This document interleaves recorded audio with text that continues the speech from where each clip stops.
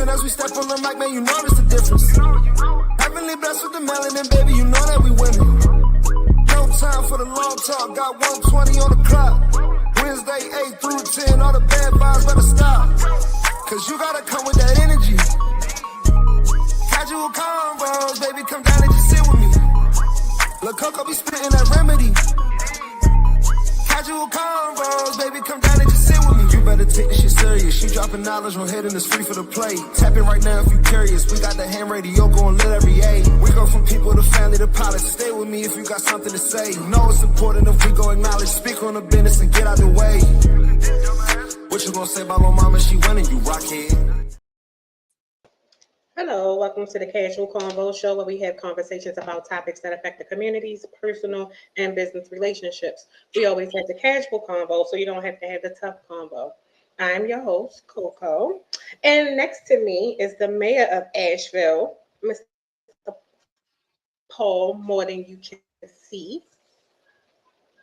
Good evening, everybody. How are you? And below Paul, we have everybody know he gets a special introduction as my problem panelist, but we love him dearly, Mr. Quentin Moore, aka Semantic the Iconoclast. Yeah, I'm here. What's up?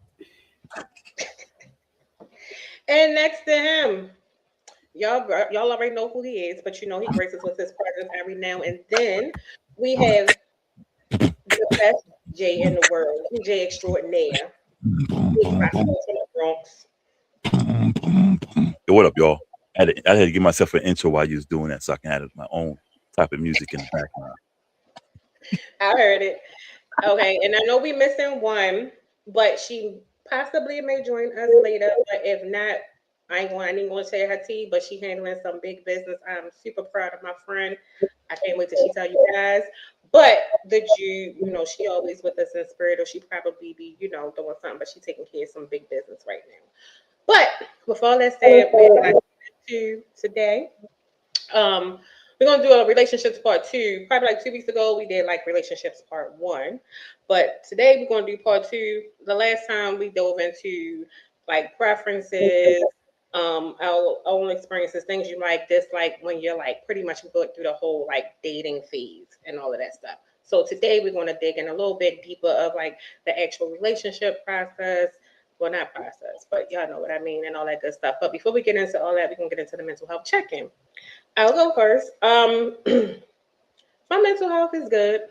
I'm still at peace. You know, you may have some things, situations that may arrive when you are at peace to try to ruffle and shift your energy. But I'm grounded, and I can say I'm in probably one of the best places I've been in a long, long time, and I'm happy, and I'm gonna stay here. So my mental health is good. So I guess next we're gonna go with Paul. Another day above ground. I'm great.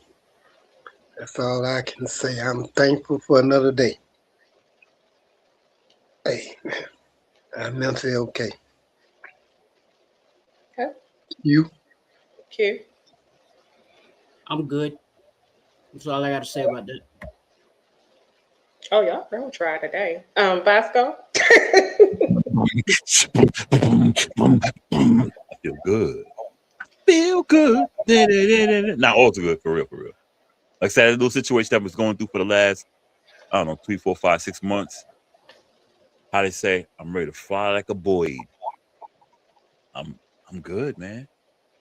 Let's get the party started. Okay, so y'all ready? So the first one is we gonna start off good and deep. So I'm not going on somebody's end, but what we're gonna do is I'm gonna ask a question, but we're gonna talk about love, right? So before we do that, I have a little thing of, you know, obviously I'll go into the difference of lust and love. So what I want to say is lust is primal, immediate physical attraction focused on sexual gratification and the body. Love is a deep, selfless emotional bond focused on trust, mutual care, and the person's overall well-being. While lust is often selfish and short-term, love requires time, vulnerability, and commitment to grow. So my question is going to start, and I think I'm gonna start because you're not up here all the time. I know I'm gonna start with bicycle because I know that's gonna be good. So what I want to go is, my question: how do you know when you're in love? And it's a two-part question. The second part is, have you ever experienced being in love? Bicycle.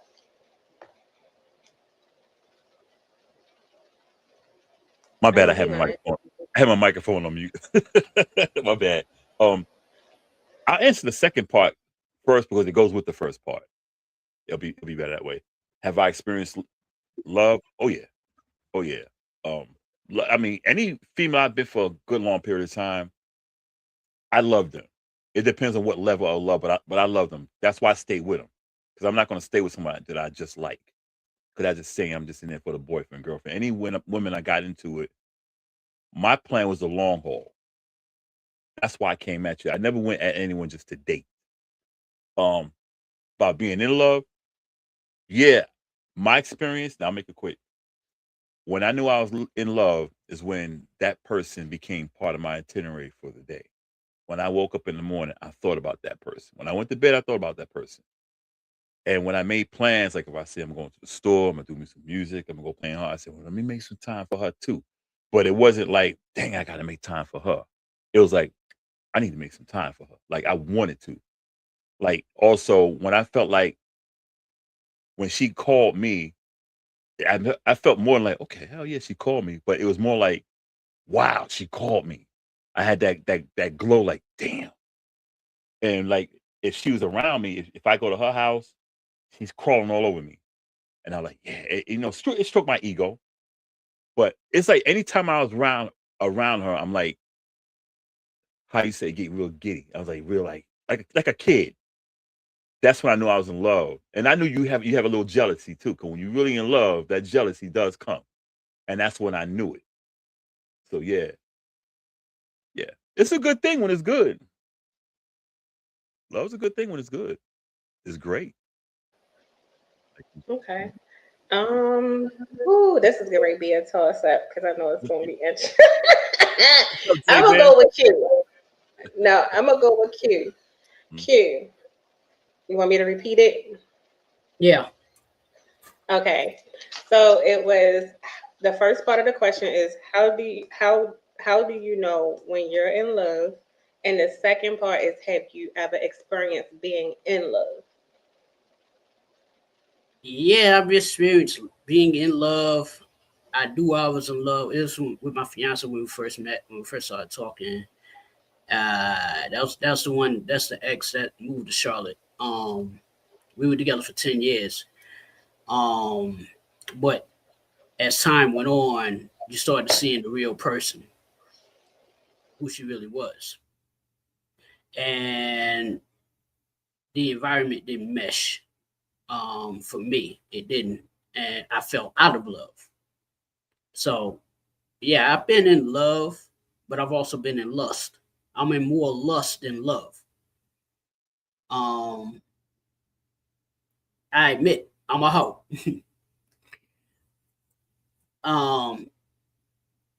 The first thing I look at, how the body look, how the face look. I don't care about the finances at that part. I'm looking at, how the booty look, how the body look. That's the lustful part. Now, once I get to know her, then I will, get deeper into the conversation. And if certain things align, then yeah, it was like, yeah, I can see myself with that person, blah, blah, blah, blah. And I could see myself possibly spending a lot of time, if not the rest of my life, with that person. But it's hard for me to fall in love. I'm an Aquarius. We don't do love. Aquarians don't really do love like most people do. Really? Yeah, we don't.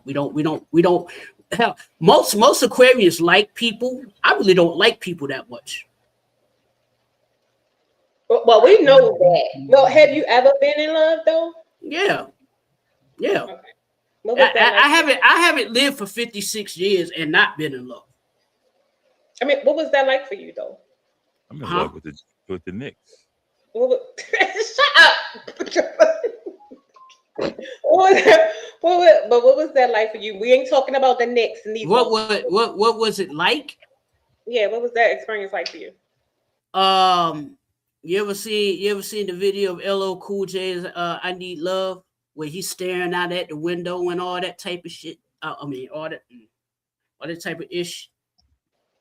Man, you good.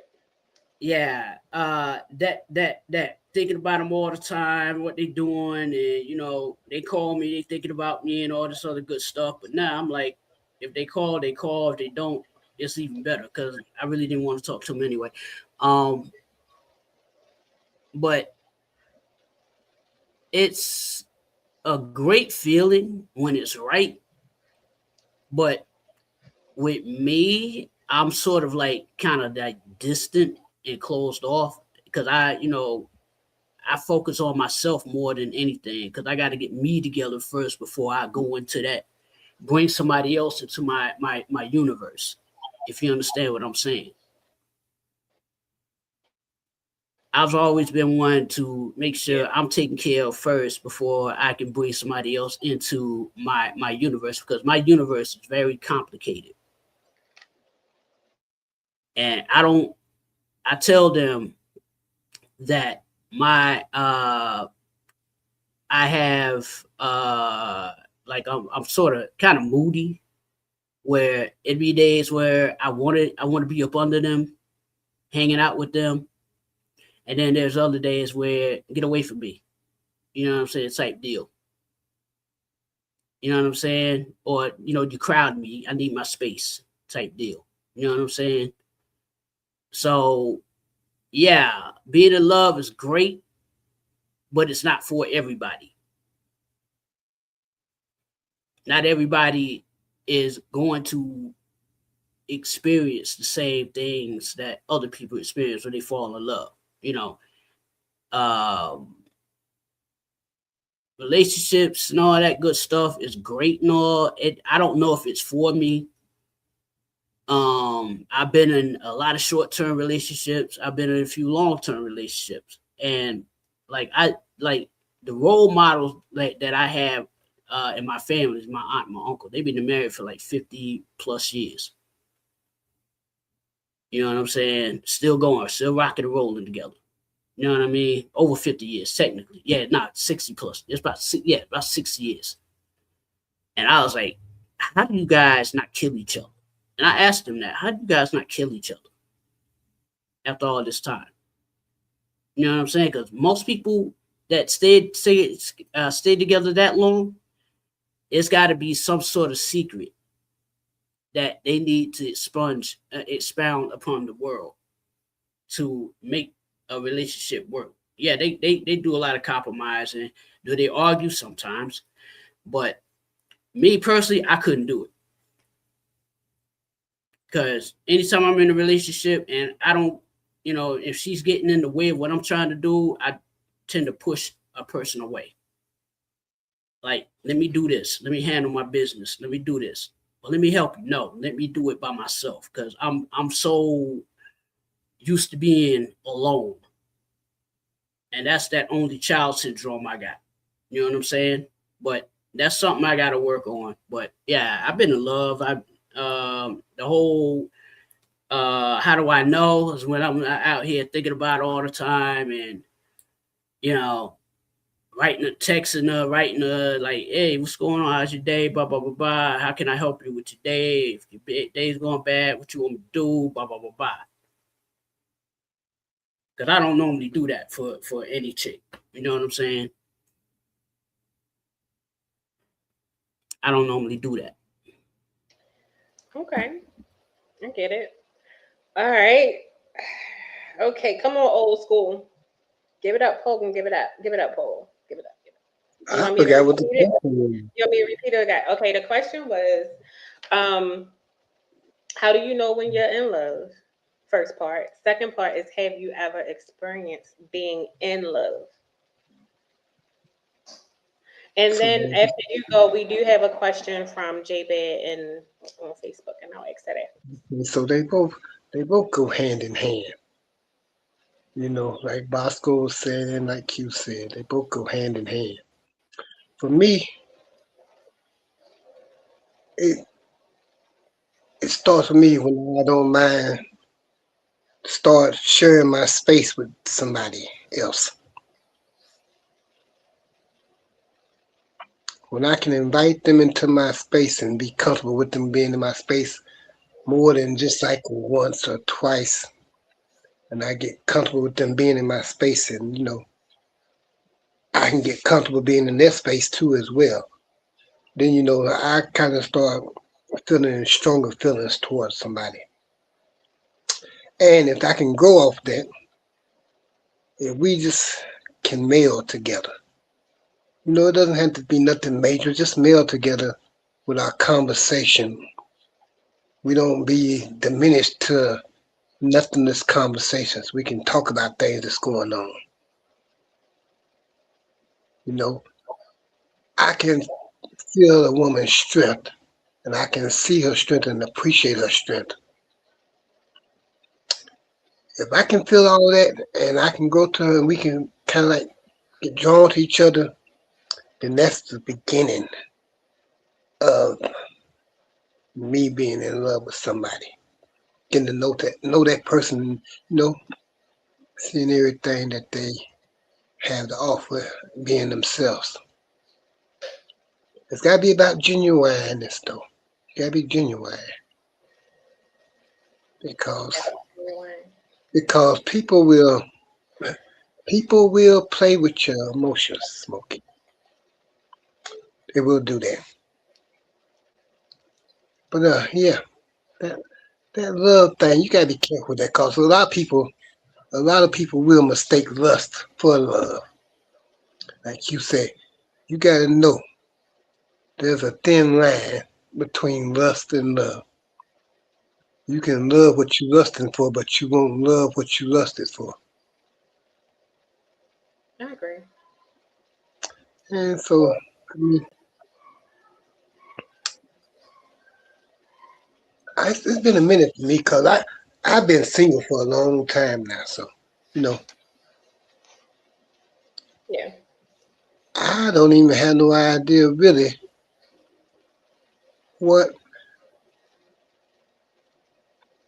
Well, no, I'm not gonna say because it's still the same for me. It's still the same. I didn't expect for y'all three, especially y'all. Well, not Bosco, but for y'all to be this stumped on this question. I didn't.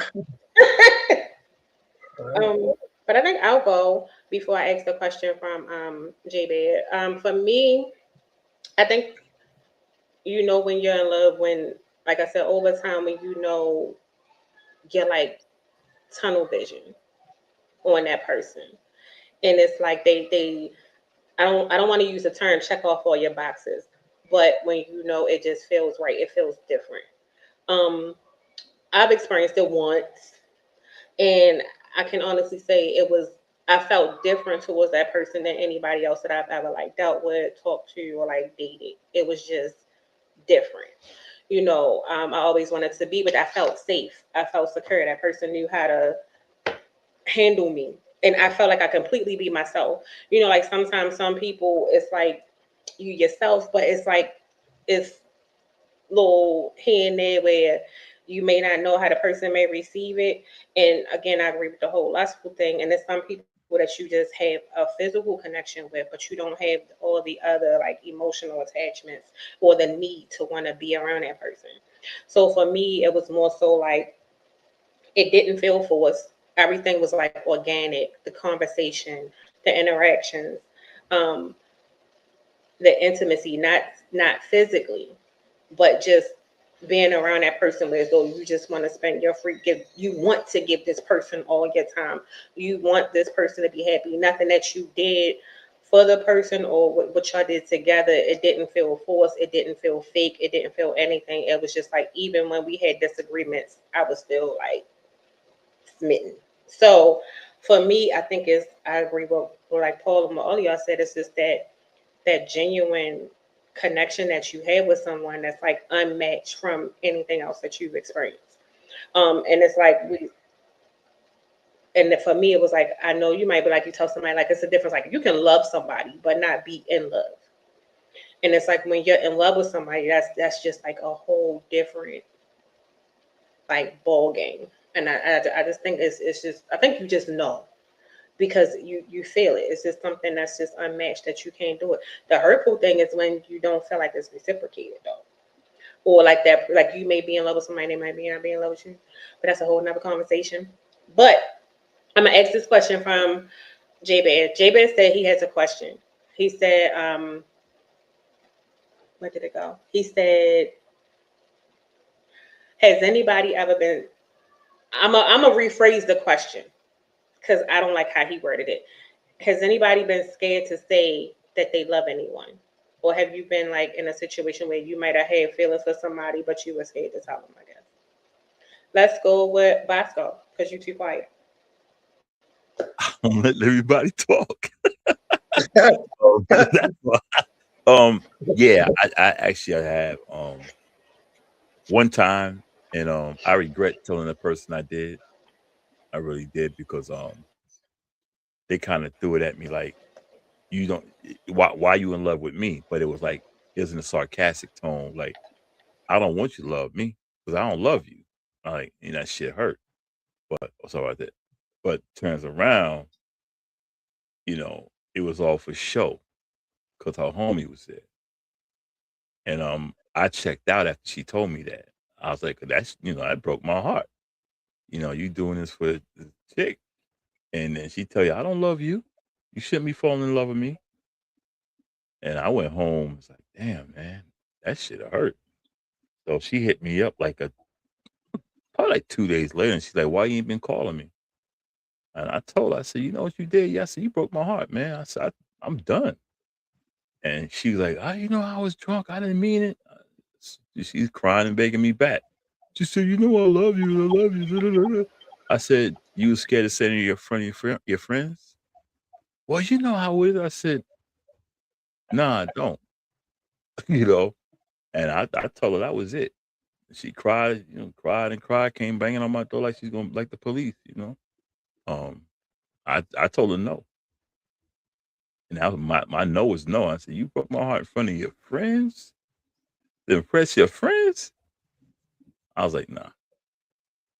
And after that, after that, it took me years to tell someone. After that, I got to the point where I would just show people because I couldn't say it. But I didn't start saying it again until like 3 years ago.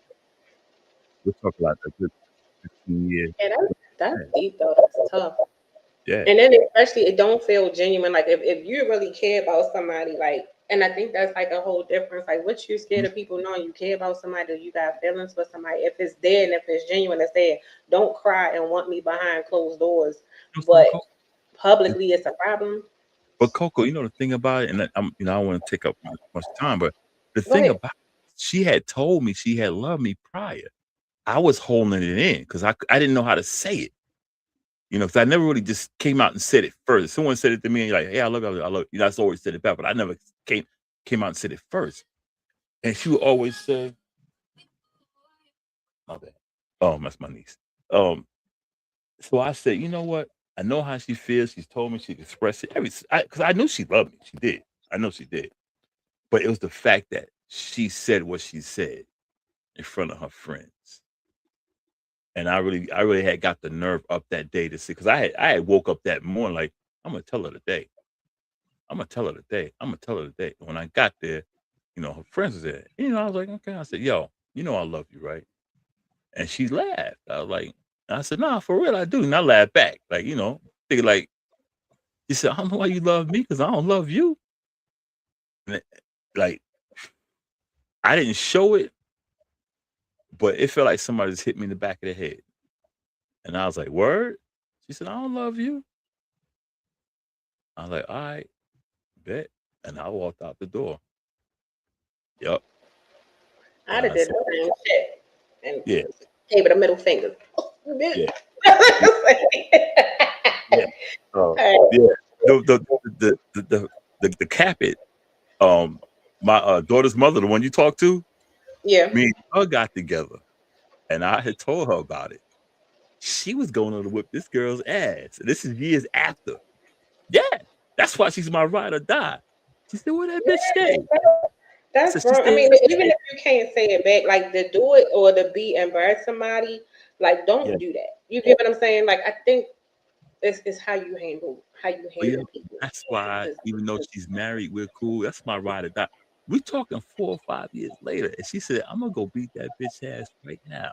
And I literally had to stop her. Then she Hmm. called one day on the phone out the blue, and I was like, "Yo, what up?"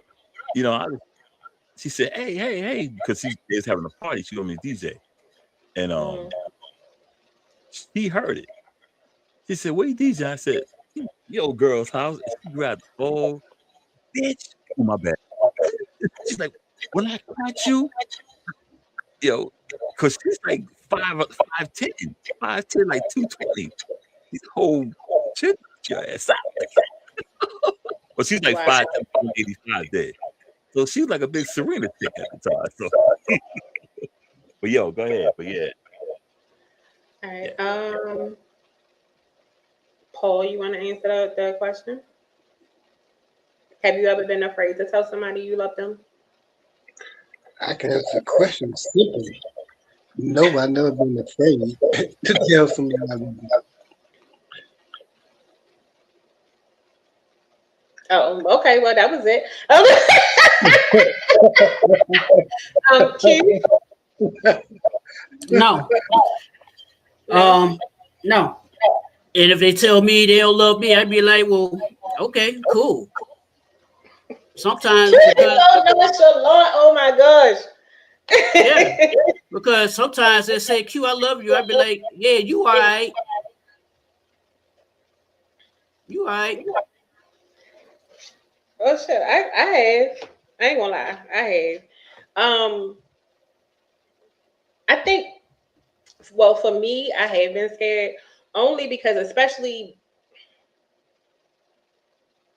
when you don't know or if I'm unclear of how the person may feel about me. You know, like sometimes you may feel more strongly towards someone than they may feel for you. You might be there, they might not be there. But if y'all don't have that type of communication or you have those gray areas that's not clear yet, I've been reluctant to be like the state how I feel. Because sometimes I ain't gonna say, let me not generalize it. For me, it was like I didn't want to put all of my feelings out on the table for I don't want to use the word rejection, but for it to be like a awkward moment, so to speak. So I think that was just for me. So I can say I've honestly been yeah, I've been scared to go there. But we got anything else on this before I go to the next one? See, it all depends on. It basically all depends on how you communicate with each other to lead up to you being in love with somebody. They want you to, they even have you want to feel like you might want to tell that person that you love them or that you might be falling in love with them or something like that. It's not just gonna be something that you gonna blur it out. Well, damn, we done been together a couple of times. We done held hands at the movie, shared a popcorn and a $25 Coke and whatnot. And, all of a sudden, well, I love you.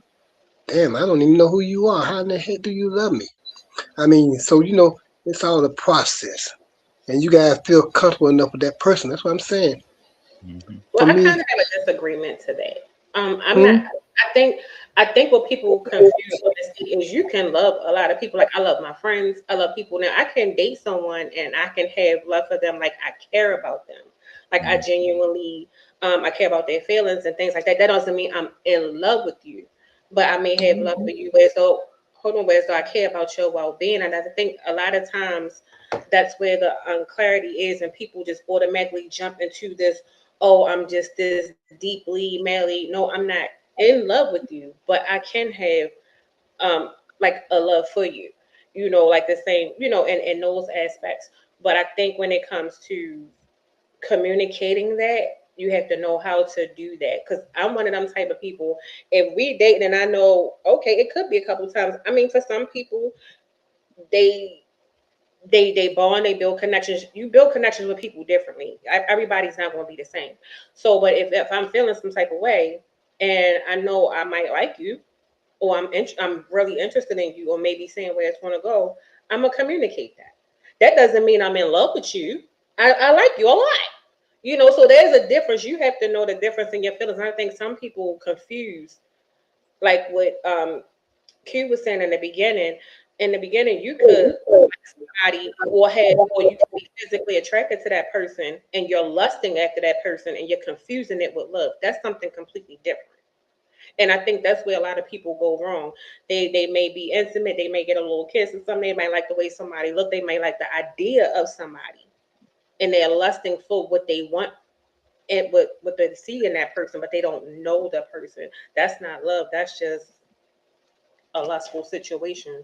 I want to add to That, that before we move on. that's Yeah, That's why you infatuation. gotta communicate. Everything based on communication. You shouldn't be saying, "Well, I didn't say you can't like somebody because you go out with them a couple of times on a date. I said I'm not gonna base me being in love with anybody just because I go out to them with a couple of movies and we share a $25 Coke or $25 Coke and the thing of popcorn. And I'm gonna blurt out, "Well, I love you," because we done been out a couple of times. No, I might communicate to this person, "Well, I'm developing feelings for you, and I don't know, this might be leading somewhere. So I'm not gonna blurt out, 'Well, I love you,' because the person don't know me. I don't yeah. know them." Like I said, with me, That's what I'm saying. yeah, I could separate the lust from the love because I know with the lust, I know what's up. But with the love, I'm like, I know when I get around that person, it's like the freaking stars just start, you just get that feeling like, hell yeah. And me being a man, when I know if I love a person, in love with a person, and that person give me that other type of attention, and I'm like, hell yeah, yeah, we yeah, it's on point. I know. It goes Yeah, beyond the yeah. you know it, That was because it. you That was it. feel it. Yeah. But I'm not gonna just blurt out, "Well, I love you, Coco. I love you from day one." Damn, you gonna say, "Well, You damn." have people Yeah. that do that though, and I think, Yeah, they do. but then I ain't gonna lie, that has happened to me before. But I think that's when I become the responsible person, because even if I may not feel that way, and it could be sudden for me, I might be like, okay, well, do you really think, like, what do you mean, or like, I'll try to dig a little bit, but I'm not gonna be like, I don't do that, because you don't know what that could do to a person, and I may say, well, okay, I can't use those words, but you cool, we good, or something like that. Just kind of try to differentiate, because again, a lot of people do differentiate, and you have some people, they instantly, if they like you, they all in. Hey, They locked in. hey, can I Yeah, tell him something for 20 seconds? I know we got to move on. Oh no, you good. Check this out, Paul. Check this out, Q. Like I told Coco this recently. You don't get what I told you earlier today. I said, Coco, man, when I came up to New York that time going to Boston, and I met up with you, I was like, shoot, I was digging you there. I said, why you ain't? I said, I was too shy. I said, I was hoping you were coming at me. I said, yeah. I said, that's why I stopped through when I'm coming through Baltimore. Yo, you want to eat? I'm like, yeah, maybe she might make a move. And I'm like, bet I'll just pause my trip to Boston for an extra I ain't yeah. know. See, and I had never seen me and you had never seen it, other than being in that group. We never Yeah. spoke to each other on the phone. I just hit you up like, yo, I'm coming through. Yeah. And see, that's what we say, and that wasn't even lust. That was Yeah. just like, okay, yeah. Now I ain't Gemini until 2 years ago. 3 years ago, I'm like, oh shoot. Right. Yep. Moving right along. We had a ball every time we met up, though. We always did. I still got that stuff I bought too, the chains and stuff. I still For got real? them. Yeah, I never opened them up. I still got them. Oh, Hell then yeah. you a big person. I be losing shit all the time. You know what they used to say, don't you? I be You know what they used to say? I You know what they used to say? Yeah. Coco, you know what they used to say, right? And see, this is Rich. Can you highlight that? Hey, after you get the snappy, can you highlight that? See, this is what I'm talking about. That's the lustful stuff, and then this will be the type of person. Where Rich at? Where Rich doing? I need that comment highlighted. Well, where is Rich when you date him? It say, hey, after you get the snappy nappy dugout doozy and that's not love though. That's love. Some That's dudes, love. some That's dudes, some Right. dudes That's be what in I love. said. Yeah. Me after I No, break I her think off, after I break a chick off, I'm going on PlayStation and playing my game. You know Let what? her, But you know let what us Jay said? let her soak in her feelings and all this, because then she starts getting it because it's a known fact that Yeah. after good sex, women have a tendency to fall more in love than men do. Yeah, cause we'll true. sure We'll about that? like you said. No, for real. You know, some Coco, and I know we're getting away from the subject, but check it out. True, most men, after we get busy with y'all, it's like that dude that hooked up with you, he left. He left. And the guy you see is some dude you don't even know because we left. It's just something in our DNA. We can't control that. Now, if we're with our wife or something like that, yeah, but if we just doing a hit and run, nah, the dude that smashed, he done left the door. The guy you looking at, some nigga you never, oh my bad, it's some dude you never met in your life. I can agree to that. I can attest to that. But I don't agree with. I mean, the same way we say some men, there are a nice amount of women Yeah, who will get that and bounce and be okay, and don't care if you call and probably won't call you. Yeah. And be good with it. yeah. So I don't, and especially the women of today. I Oh, mean, because a lot of people I think are going astray from the whole feelings thing and the whole love thing and all of that stuff. So, yeah, Yeah, but you know why that is? you gotta do more than that. You want to know why that is? Because everything has a cost, right? Everything has a cost. Feelings have a cost. What I mean by that is, if somebody is breaking off a chick, or the chick is breaking off the dude, and one of them's going to end up being more in love than the other one is, because it's they confusing the love and the lust at that moment, at that particular moment. Okay, I wouldn't say 9 times out of 10. I say 7 times out of 10 is usually the woman than the man, because women are emotional creatures, right? They're very emotional. Men, not so much. Most men aren't emotional. I can't say all. I'm gonna just keep my mouth Because shut.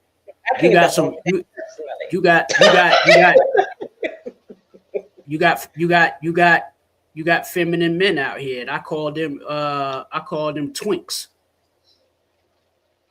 You know what I'm saying? Twinks. What is a twink? A twink, You just that's can't easy. say stuff and don't give us the. Gay dude. Yeah, that was easy for me. I never Short heard for Twinkie. that one. Short for Twinkie. Yeah, short for Twinkie or As we say- Tinkerbell. As we say, Bati boy. Batty boy. Okay, so we're Watch gonna him go on next to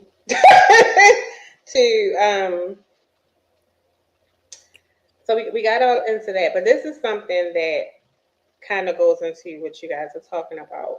But a lot of people don't like to dig deep into it, and that's emotional needs and having your emotional needs met in a relationship.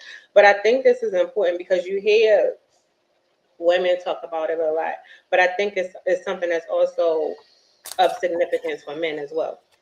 So to dig a little bit more deeper before your answer is emotional needs is fulfilling them creates trust, emotional safety, and deep connection. When these needs go unmet, it can lead to frustration, distance, and anxiety, even if there is still love between partners. So core emotional needs. While everyone is different, most healthy relationships rely on few universal needs.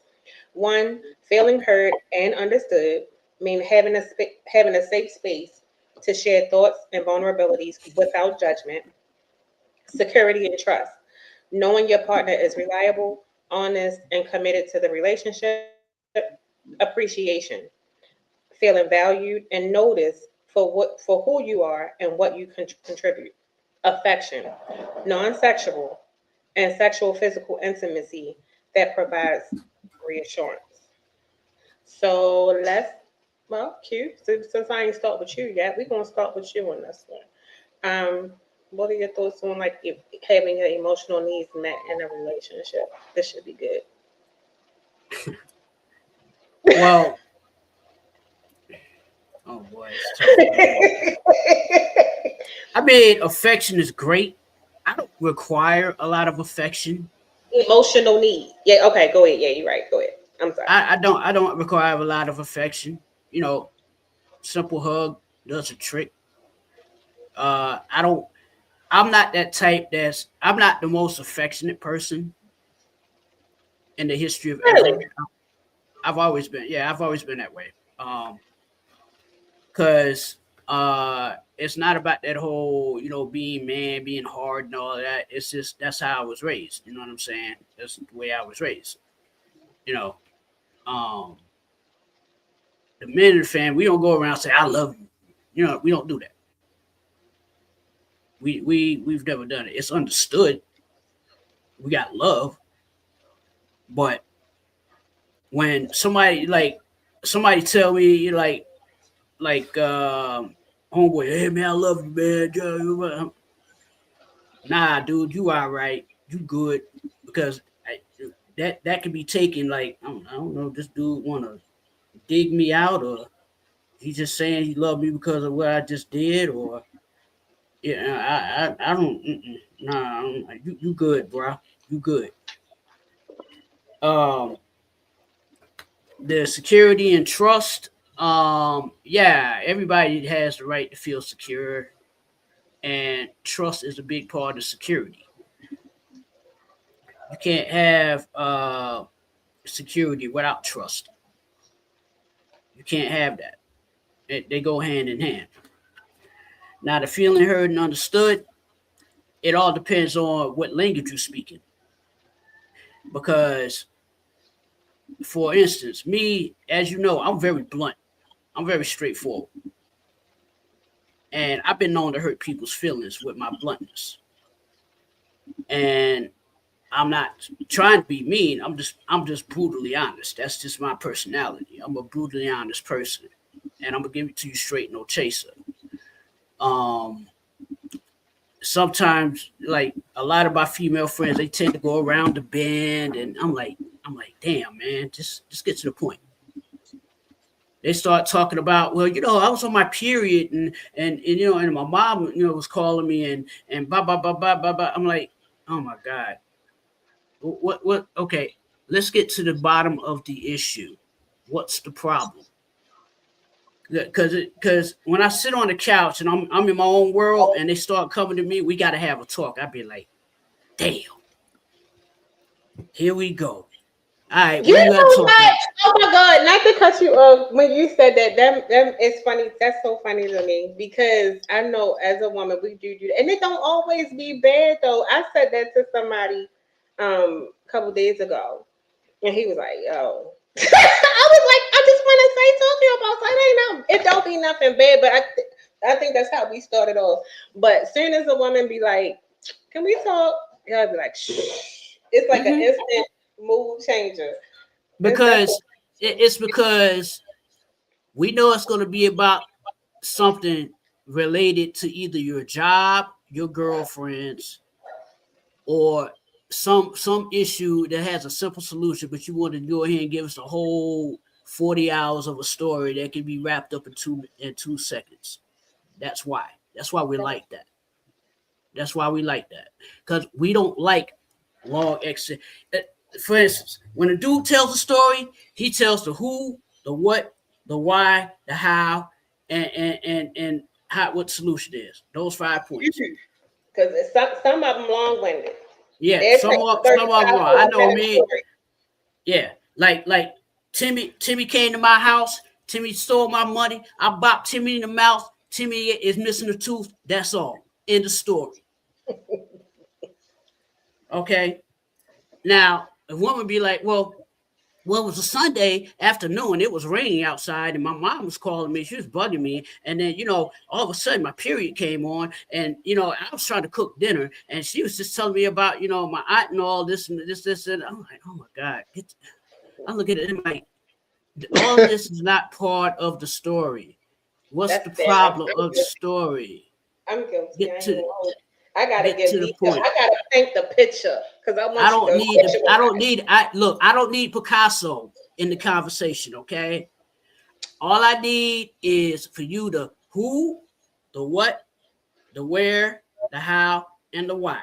Those 5 things. That's all I need. I don't need all this extra, stuff that's coming out of left field, and you know what I'm saying. And there was a fly on the fly swatter, and I tried to swat him, but he moved away when I was talking to my mom, and he kept buzzing in my ear. What's that got to do with what's going on with this situation? That has nothing to do with the situation. It's a build up. It leads up to. We don't care. Look, if we wanted build up, we wouldn't brush our teeth in the morning. Okay, that's build up. That's plaque build up. Okay, we wouldn't. Okay, brush you're our done. teeth. You're done. You're done. While Paul is laughing. Come on, Bosco. Get in here, please. Get in here. How important is it to have your emotional needs met? It means a lot, man. Because if I'm not damn emotionally, then we got a problem. Because that means I'm not invested in you. So yeah, because if you don't fulfill my emotional needs, you telling me, how I feel don't matter. So, then it tells me, well, shoot, what am I here for if I don't matter? So yeah, that goes with the mental, man. That goes way beyond the physical, because that lets you know where you two are. Are you on the same page, or is she this way, or or is he this way? It means one person is thinking about themselves, and you're dedicated to them. So my emotional needs must be met. I mean, I'm simple, because most men are simple. As long as I got peace, I'm good. If I come in the door and I'm not hearing you, yeah, girl, let me tell you about Shaniqua. She was out there. And I'm like, yo, I'm going to go in bed. Why you want to make my business? I'm like, I'm just going to the bathroom. You know what I'm saying? My bad. Hey, look. No, I'm representing Jude right now. So I'm Jude. He nailed it. I'm right now. The spirit is Jude, and Jude is with me. So I'm representing. Okay, that's something that Jude was saying. But I'm gonna say, we're simple. I mean, if I come just to come home to peace, you ain't got to cook. Just to come home, get a kiss on the cheek, and it's just peace. That's why what's name's my ride or die, because I would come home and we ain't even lit. She'd be at my house, come home. She gave me a kiss. I sit down, play the game. She lay there. It was just peaceful. So I gave her whatever she wanted. I was like, well, shoot, what you want? You want to go to the mall? That's all it is. Yeah, so that's my emotion. Just give me peace. Just show me you care. You don't have to do anything. Just show me you care by just being peaceful with me. I'm good. Don't be like that. I'm joking. I think I'll go next because I'm the minority. I just realized I'm the minority up here today. You might not. Mine was shortened down. But we're different. Yeah, you're right, because you're female, we're male, so we think different, and that's what makes us unique. So good. Yeah, but as the minority, for me, I think I agree with both of y'all so far, because Paul hasn't gone yet. That having your emotional needs met is extremely important. I think it's important for both the male and the female. I don't think one is more important than the other. But for me, I know I'm not needy or clingy, but I can be highly affectionate. I have my moments. Um, but I think also when it comes to like feeling hurt and trust and all of those things, what I don't like as far as when it comes to trust and feeling hurt, if I'm sharing or confiding or having a vulnerable moment and I'm letting you into to a space or into my life, I don't want that thrown back up in my face. Because if I'm explaining something to you or I'm sharing something with you, it's because I trust you, not for you to use it or weaponize it against me later. Um, so on that wavelength, that's where I'm at with that. But also like feeling appreciated. I think everybody wants to feel like if you're with someone who you're building a bond with or you're building something with, you always want to feel like you matter. And that goes with feeling like appreciated, especially with that person or whatever you're contributing or whatever you're doing, even if it's just being there, it matters a lot. So in those moments, like I said, I know I can be highly affectionate. So I would like for that to be reciprocated and not like shunned away. So I think having your emotional needs met, but I think you should know what your emotional needs are. Because some people have these expectations, but with that, or if you don't really understand what your emotional needs are, nobody else would know how to meet those, or know what you require or what they want from you. So yeah, hi Lamont. But Paul, you're next. Like H-Town say, emotions make you cry sometimes. But you know, everybody needs their emotions met. Men, women, everybody need their emotions met. And there's Bosco hit on the head, Q hit on the head, and you hit on the head. People, you cannot be in a relationship with somebody and not pay attention to that person. Because sooner or later, you're going to keep taking that person for granted by not attending to their emotional needs. By saying, well, everything's all right. But you never talk with that person about, well, how are you feeling about what's going on with you or whatever. It's always, I guess he's all right. He's not said anything, so I guess everything's good. You know, a man needs his emotional needs met just as much as a woman. It's all right for you to check on me sometimes to see if I'm okay.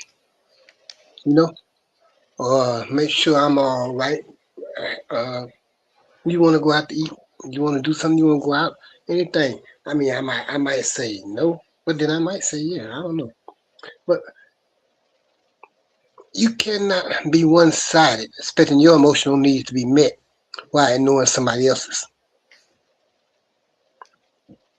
So if I'm into you emotional, you going through all this stuff, and I'm working with you through it and all that stuff, and I don't complain about nothing. You know, I'm right there with you, rock solid, rock all that. When I'm going through something,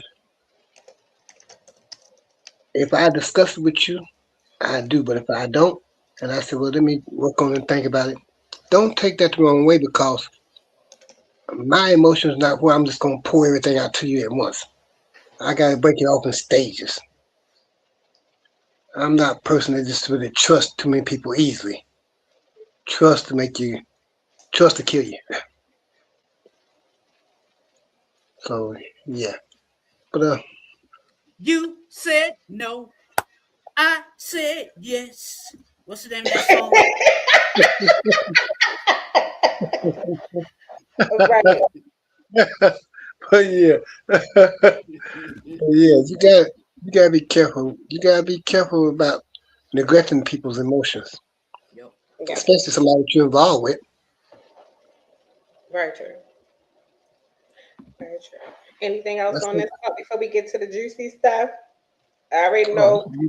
Okay, disclaimer for this next part.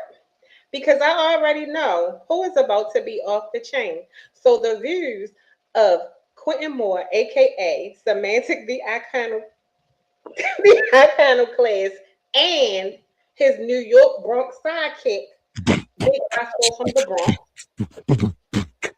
are the views of theirs and theirs alone. So,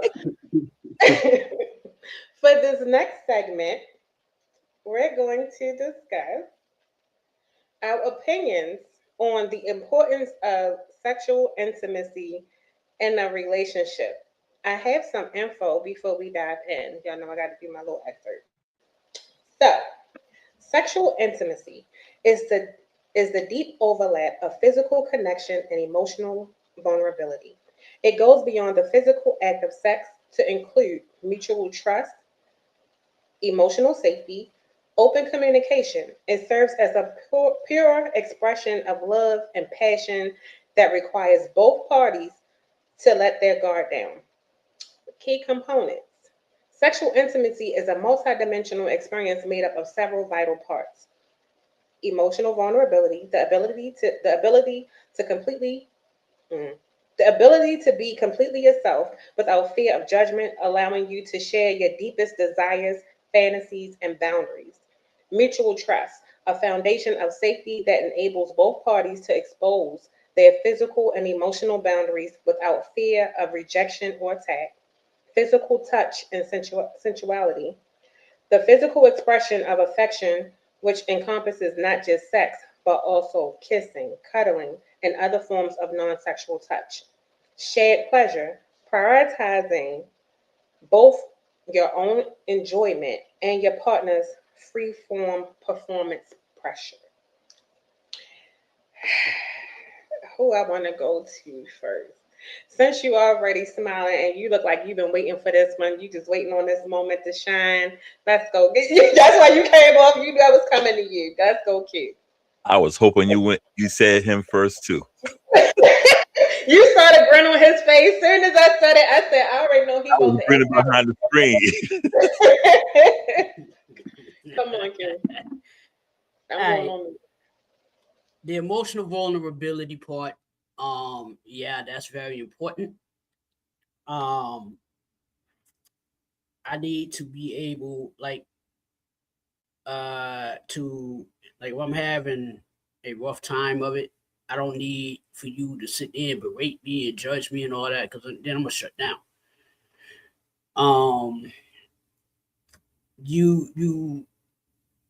The problem is that there's a lack of understanding in today's modern relationships, because everything is instant gratification. Everything is microwave. People's attention is short, and it's growing even shorter.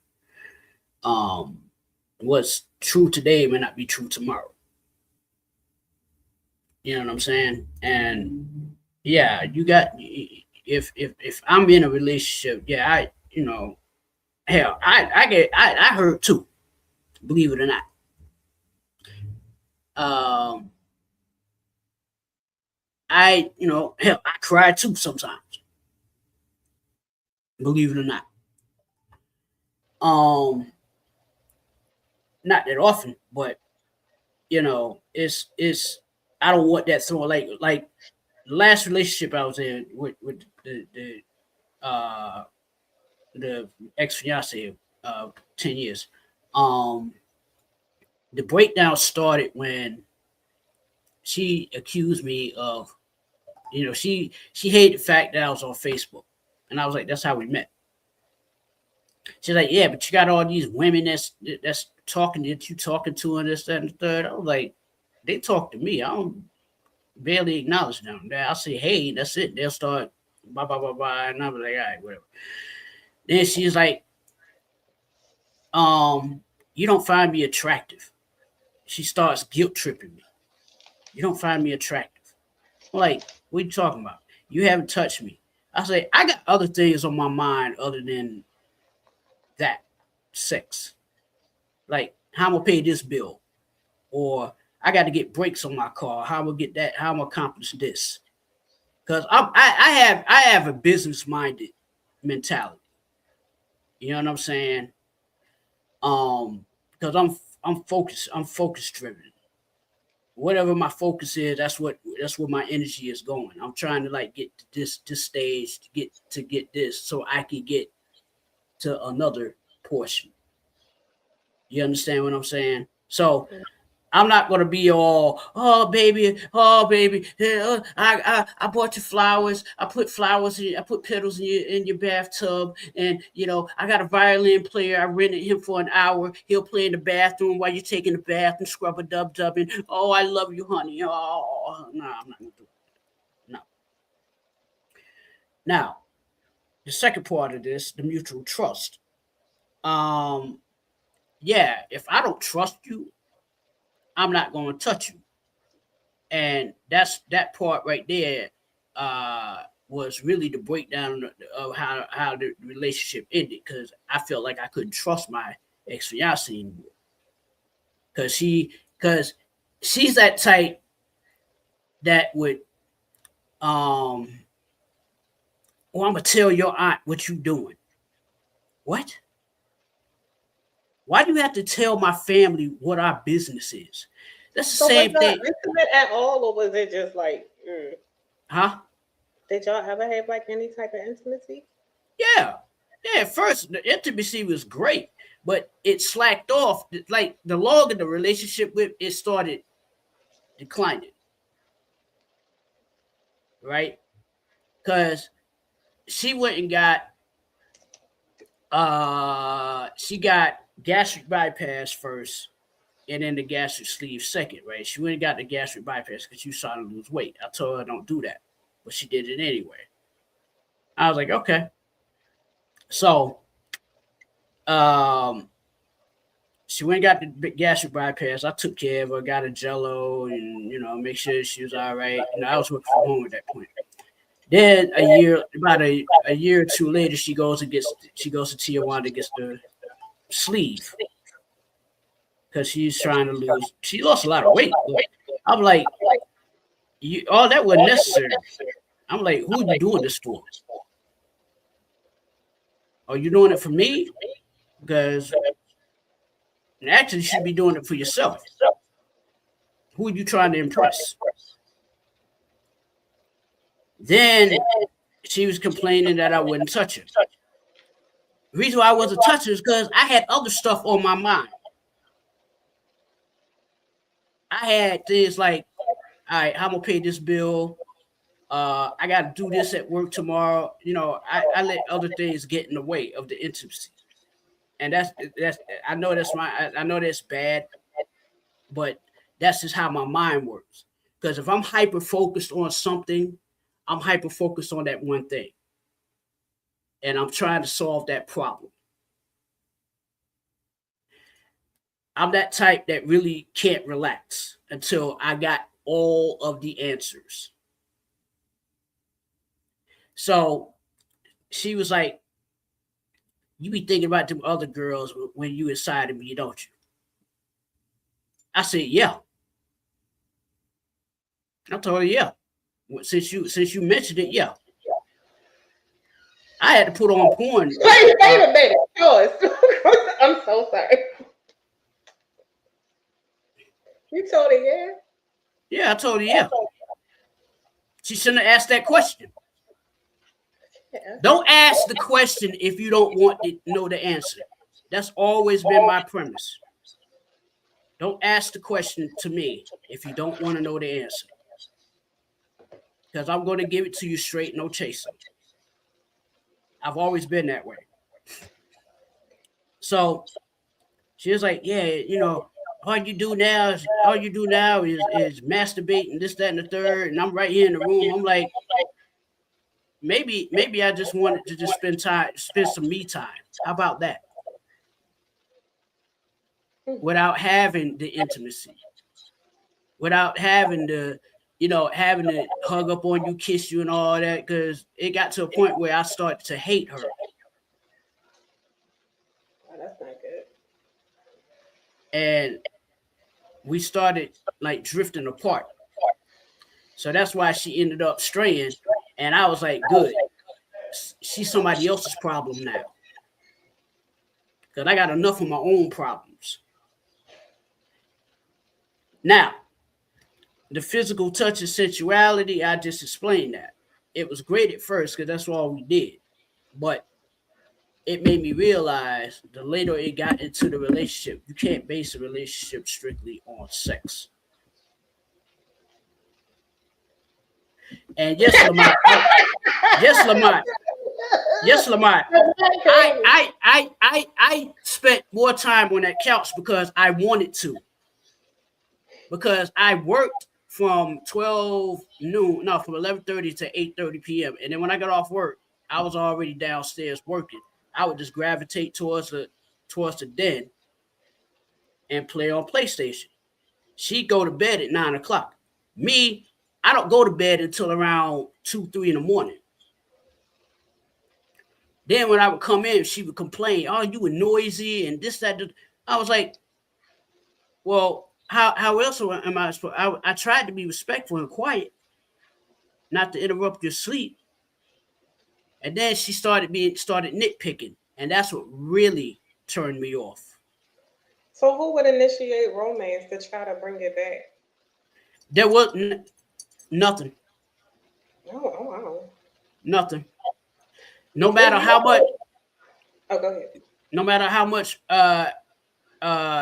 she tried to do, I just wasn't feeling it anymore. I wasn't feeling it. And it was the feeling had gone by that time. Because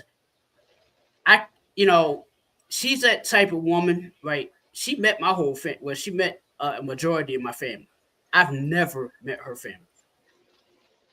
She would go down, like her mom lives in Jacksonville. I was like, I'll go down to Jacksonville with you because I got cousins that live down there. She was like, nah, you don't need to go down there when I'm going down there because my mom's going to try to run you and this, that, and the third. And I'm like, I can handle your mother. She was like, no, if you handle my mom, she's going to curse you out. I said, I curse her back.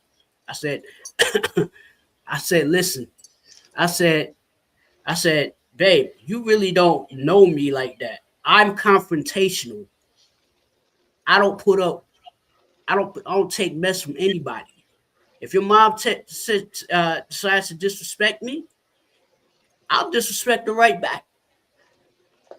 0 F's given. Okay? Because I'm that type of dude. I don't play that. You know what I'm saying? But then she was like, my mom's a problem. And I was like, well, because she had a problem with her mother. Okay. Her and her mom aren't close. She's always had a problem with her mother. Her and mom aren't close. So that right there was an issue to me. Because if I allow you around my people and I'm not allowed around your people, there's a problem. Yeah, that's a big red flag. That's a red flag, right? Now, my aunt told me, I'll never forget this. My aunt told me when we broke up, she said, I'm so glad you didn't marry that girl. Because had you married her, I'd have been mad at you for the rest of my life. I was like, I looked at mine, I was like, what do you mean? She was like, number one, she met all of us, but you've never met her people or her mom. Yeah, to be engaged, that's crazy. Right. And number two, she was gonna try to make you pay child support for that kid that's not yours. The kid was like 15. I was like, nah. I said, auntie, no, because she was getting child support from the baby daddy. But one thing I noticed about her is that the reason why she moved from Jacksonville, where she was, she wanted to get away from her mom. So she moved up to Atlanta, where I was. So we met on Facebook because we were both Giants fans. And now she's in Charlotte. And I laughed because I used to live in Charlotte. Huh? Yeah, I laughed. Yeah. Yeah, she's over there by Bosco now. I think Bosco talked to her. And So, but then hold that thought. Bosco, get up in here. He trying to act like he on mute. Go ahead till he come off mute. I'm in. My bad. I keep forgetting. I keep forgetting I'm on mute, and I'm like, "Yo, blah blah blah blah blah." And I'm like, and I heard you. I was like, "Nah, I just forgot I was on mute." What you in? So we gonna transition from Q to you because he brought you in. Like, you know this young lady, his ex fiance. yeah, Bosco knows Melissa. Bosco knows Melissa. Well, since you know Melissa, you can talk about, I guess, bridge that in, and then you can let us know how important sexual intimacy is for you. I don't know, Melissa. She's just. We were supposed to meet up for lunch. I put this, but I was like, "Yo, I can't make it," and I was right there in Charlotte.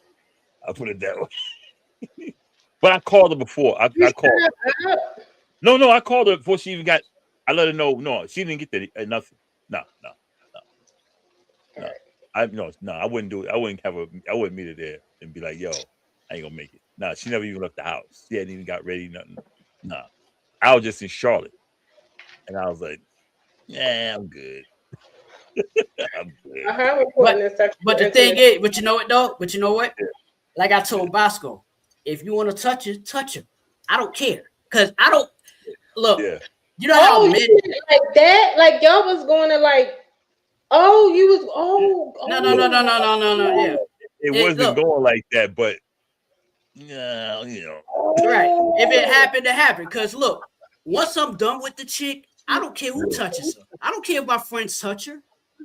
Yeah. I don't care. Yeah. I don't have that code. Yeah. That's why I stayed back. I'm like, I said, nah, let me pass her.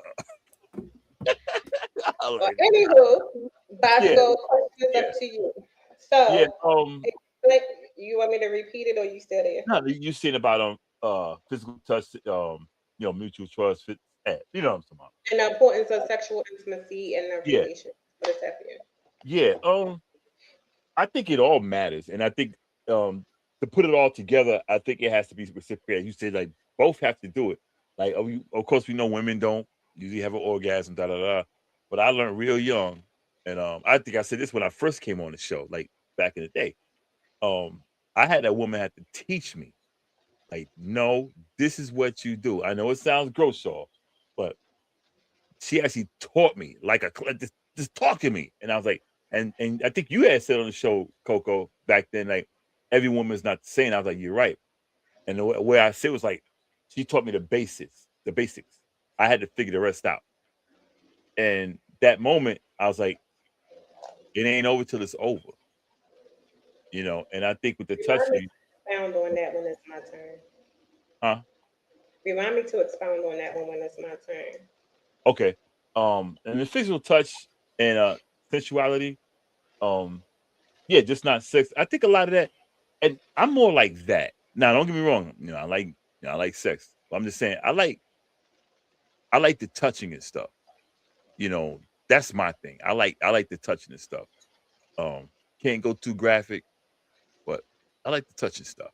It ain't got to be the sexual. I mean, it ain't got to be nothing like that. But it's just in certain situations I'm talking about, like driving in the car. But I'm not saying anything to cause anything sexual. That's what, like, rubbing the leg and stuff like that. You know what I mean? Just little stuff like that. I like that. I like doing that. So I think that's major. Of course, mutual trust.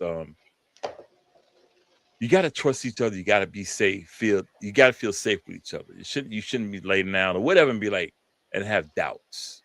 If you have doubts and you say, okay, let's talk about this, but then you should talk about this so you don't have the doubts. And I think a lot of people just jump to that, and then emotions get involved, and then next thing you know is, forget that bitch and forget that, So I think all that ties in, and I think it has to come from both sides. If it's just one side, then it's going to cause problems. Period. I love how politically correct y'all are being tonight. So, Alba, Because you know when it comes to this, me and you talk about, you know, when it comes to, you know, this is how I I feel. know, right? Y'all ain't give what I thought y'all was gonna give. So let me answer this one. When Get y'all ruthless say over. I'm just trying to be say like, you know, I'm y'all thinking don't about say the the FCC. stuff that's supposed to be said. Don't So, worry about the FCC thing. as the minority of the panel, I guess I would be the most. I ain't gonna be politically correct. Okay, I go. think sexual intimacy is definitely important in any relationship because that's like in a form of expression for me. So definitely touch. I'm a big toucher, and I can't be with somebody that I can't touch. But also, I think you have to explore your partner too in order to know like what they like, what they don't like, and certain things like that. Y'all gotta have like that type of fun together. But I think that also comes with your communication, your bonding. So for me, I'm gonna say sexual. So communication and like intellect and all that stuff. You'd have got me at the conversation if you have a good conversation. You know what I mean? So all of those things that can lead up to it. Everybody look at like foreplay. It's like, it has to be like this deep, passionate, like kissing. No, it could be something as simple as like how you date, where you go, like y'all just having fun together. All of those things lead up to the sexual part. But I think you have to have that with somebody who you can completely be yourself. The more open you are with a person that you with, I think the better the sex is. If you not like y'all good, but you still reserved in some ways, you're gonna be reserved in that way. And then when it goes back to Bosco said most women don't have an orgasm. That's true, but a lot of women don't know their bodies, or some of them may never know what to experience because they're so big on pleasing their partner, but they're not getting pleased. And they're being touched or having certain things done to them that they may not really enjoy. That's not what gets them off. So sometimes you might gotta say, touch me there, do this, do that. But that person has to be open to want to satisfy you. So when both of y'all satisfying each other, that just takes everything to a whole nother level. But a lot of women, not all, a lot of women don't explore their own bodies to know what they don't know what they like. They don't know what can turn them on. They don't know like certain things that can get them to that point of climax, whereas though they can do it while y'all doing whatever. And that's all a part of like exploring each other, learning each other bodies and doing certain things. But also speaking up, if it's something that's not working for you, say that. And like how you just said how your the person you was dealing with, she showed you how to Mhm. please her in that way. But you know what messed up about that, Coco? What? Um, y'all forgive me, man. I'm Just Ju- forget. I'm Juding right now, so y'all forgive me. I need you at the end of the day because y'all is not doing it. You know how I know I got the job done? Two stabbed me in the shoulder. I got stabbed in one shoulder. I got stabbed in actually almost in the chest by another. And the other ones are crackheads when I left them. Well, I told you that when I first got on the show. You got crackheads So, doing shit. hey, what? I proved it. They all turned to crackheads when I left. Yeah, you need to keep that to yourself. I don't think you need to give that to anybody if you turning people into crackheads and all kinds of other stuff. That's some pain that you need to keep Hey, to yourself. You don't need to was it spread easy? that He said word back. no Was it nowhere. easy? We Was gotta that we easy? gotta He put said a back face in to the day. What it easy? He said back in the day. The man your mama warned you about. He gave her that bamboo. He gave her that bamboo. Not the crackhead. They're breaking them folks' windows over there. But Yeah, yeah, but so now the sexual intimacy. Were you through, Coco? I can go on for a minute with that, but go ahead, you can go. I can piggyback when you're done because I think you might say something else. And Q is like, Okay. Yeah, the sexual intimacy, and the sexual lust. Now that's where you can make your divided lines at, because, like you say, the intimacy is going to consist of a whole lot of touching, rubbing and feeling and communicating with looks and all that good stuff. While on the other hand, the sexual lust is going to consist of a whole lot of looking and juking. Yep. Yes, sir. No ass, Move no it ass. back and forth. Move it back and forth. Oh boy. Get into the rhythm of the back and forth. Well, yeah. So that's the thing about that. So now, if you get into somebody, then you're gonna get into the intimacy with them. It's gonna be an intimate connection. You know what I'm saying? And if it's just the lust, sexual lust, there's gonna be nothing there. Once you commit your act of aggression upon whoever your target may be, there's gonna be no interest, no intimacy, no nothing. Be ready for them to get the hell up out of your place. He And ain't you said ready to go home? active aggression. He Yeah, said you ready active for your aggression, like a Uber? war. Everybody just gonna be bouncing up and down. No. I don't believe in, and I believe in mutual climax. I don't that selfish stuff kills me. So we are in a days and a time where people gotta know what the fuck is going on. I'm one of them type of people, even down to romance. Like I do like romance. I'm one of them women. I will do I do things that I like to do. Like I like flowers and stuff. I will get my dude flowers. I will send some stuff to his job or, little stuff like that. Things like that build up. You see House Party 3, right? Thank me later. The dinner What's wrong scene. with what's wrong with being what's wrong? Look, You I've always see been the House type. Party 3. I've always been the type to That didn't seem funny. like I've always been the type to I want to make No. sure she gets hers. I don't care if I get mine. I really don't care if I get mine. I get mine going in the bathroom, and Rosie Don't Carmen look at five women like sisters. that. So he got But the golden that, jail. that can be a little bit. That can. You know how men have certain pride with certain things. I think first of all, if I'm right there, and you got,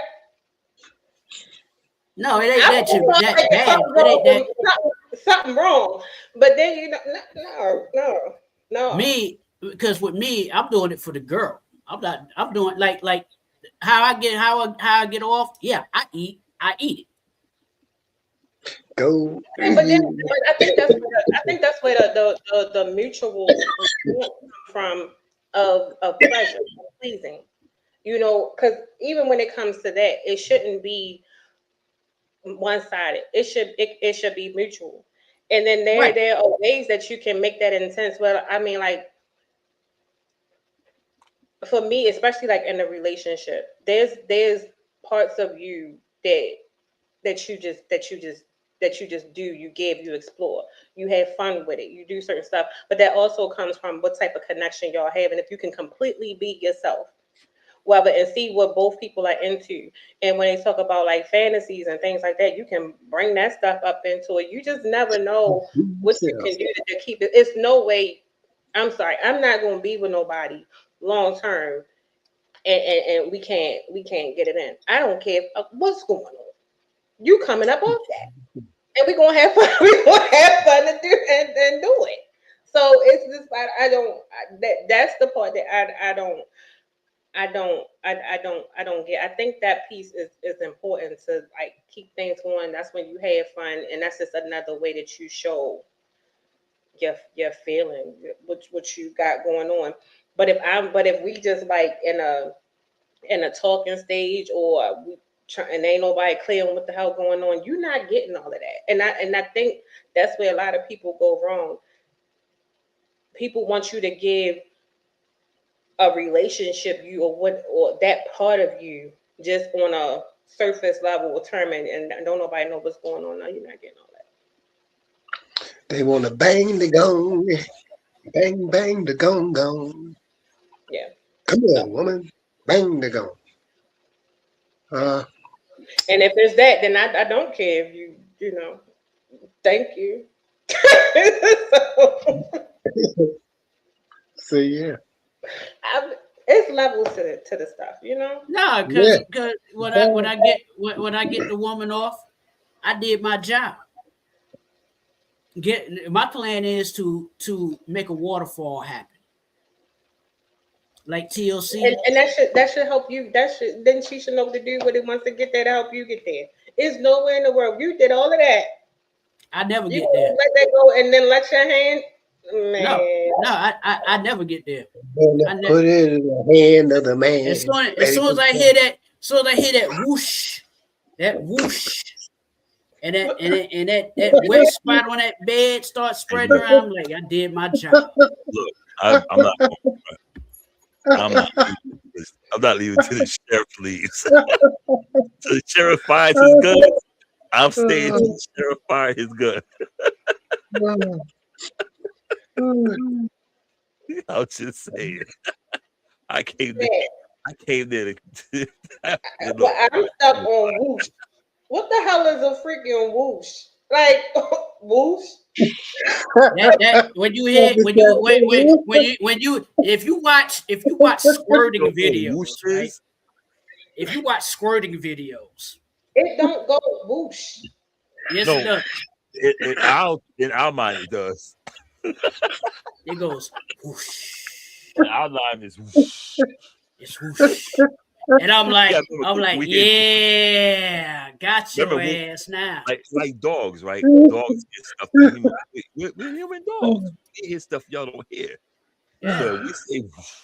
That's what it is. Now that sounds a little bit, but whoosh. If it's going whoosh, it's different than whoosh. I don't understand the whoosh. Yo, you go Jew in the chat, man. Jew in the chat. Yo, Jew, let me represent for you, man. I told everybody I had the spirit in me, man. I've been representing for you. Ask Coco.